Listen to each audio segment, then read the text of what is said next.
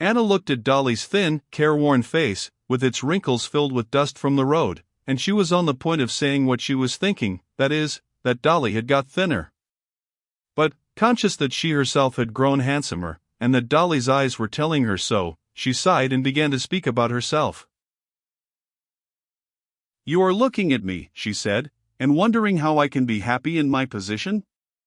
Well, it's shameful to confess, but I'm inexcusably happy. Something magical has happened to me, like a dream, when you're frightened, panic-stricken, and all of a sudden you wake up and all the horrors are no more. I have waked up. I have lived through the misery, the dread, and now for a long while past, especially since we've been here, I've been so happy," she said, with a timid smile of inquiry looking at Dolly. "How glad I am," said Dolly smiling, involuntarily speaking more coldly than she wanted to. "I'm very glad for you. Why haven't you written to me?" "Why? Because I hadn't the courage. You forget my position." "To me? Hadn't the courage? If you knew how I look at..." Darya Alexandrovna wanted to express her thoughts of the morning, but for some reason it seemed to her now out of place to do so. "But of that we'll talk later. What's this? What are all these buildings?" she asked, wanting to change the conversation and pointing to the red and green roofs that came into view behind the green hedges of acacia and lilac. "Quite a little town." But Anna did not answer. No. "How do you look at my position? What do you think of it?" she asked. "I consider..."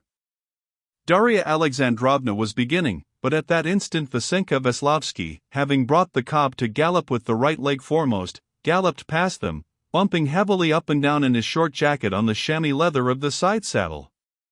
"He's doing it, Anna Arkadyevna," he shouted. Anna did not even glance at him, but again it seemed to Darya Alexandrovna out of place to enter upon such a long conversation in the carriage, and so she cut short her thought. "I don't think anything," she said, "but I always loved you, and if one loves anyone, one loves the whole person, just as they are and not as one would like them to be." Anna, taking her eyes off her friend's face and dropping her eyelids, this was a new habit Dolly had not seen in her before, pondered, trying to penetrate the full significance of the words. And obviously interpreting them as she would have wished, she glanced at Dolly. "If you had any sins," she said, "they would all be forgiven you for your coming to see me in these words." And Dolly saw that tears stood in her eyes. She pressed Anna's hand in silence. "Well, what are these buildings? How many there are of them?" After a moment's silence she repeated her question. "These are the servants' houses, barns, and stables," answered Anna. "And there the park begins." It had all gone to ruin, but Alexei had everything renewed. He is very fond of this place, and, what I never expected, he has become intensely interested in looking after it. But his is such a rich nature. Whatever he takes up, he does splendidly. So far from being bored by it, he works with passionate interest. With his temperament as I know it, he has become careful and businesslike, a first-rate manager. He positively reckons every penny in his management of the land. But only in that.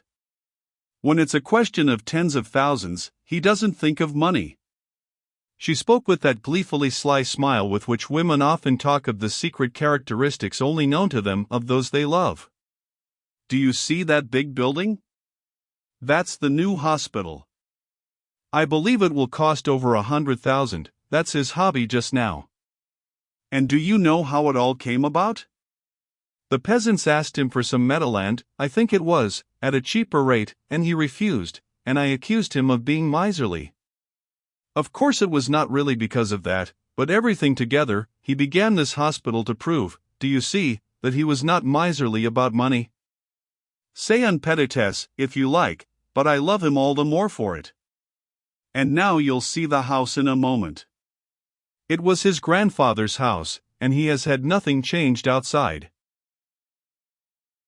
How beautiful, said Dolly, looking with involuntary admiration at the handsome house with columns, standing out among the different colored greens of the old trees in the garden. Isn't it fine? And from the house, from the top, the view is wonderful. They drove into a courtyard strewn with gravel and bright with flowers, in which two laborers were at work putting an edging of stones round the light mold of a flower bed, and drew up in a covered entry. Ah, they're here already, said Anna, looking at the saddle horses, which were just being led away from the steps. It is a nice horse, isn't it? It's my cob, my favorite. Lead him here and bring me some sugar. Where is the Count? She inquired of two smart footmen who darted out. Ah, there he is, she said, seeing Vronsky coming to meet her with Veslovsky.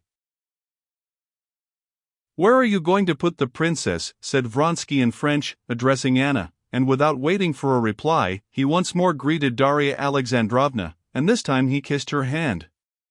I think the big balcony room. Oh, no, that's too far off. Better in the corner room, we shall see each other more. Come, let's go up, said Anna, as she gave her favorite horse the sugar the footman had brought her.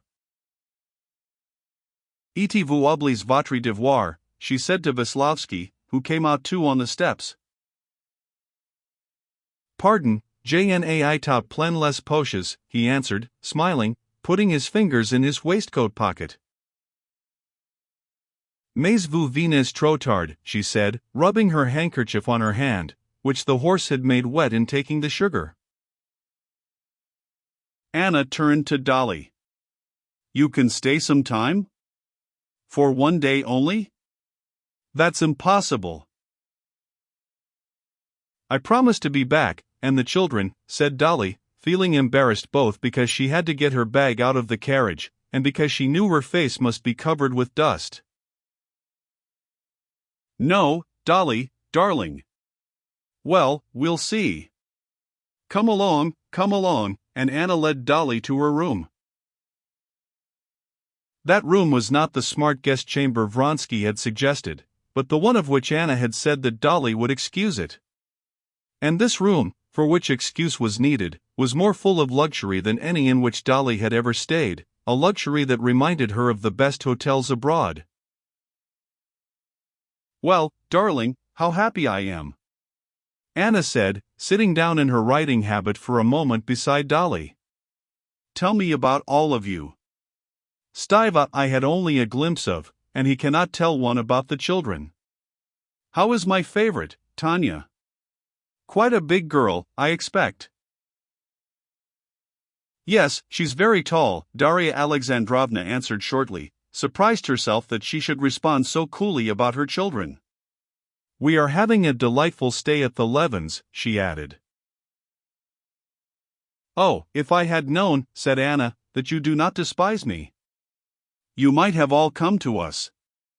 Stiva's an old friend and a great friend of Alexei's, you know, she added, and suddenly she blushed.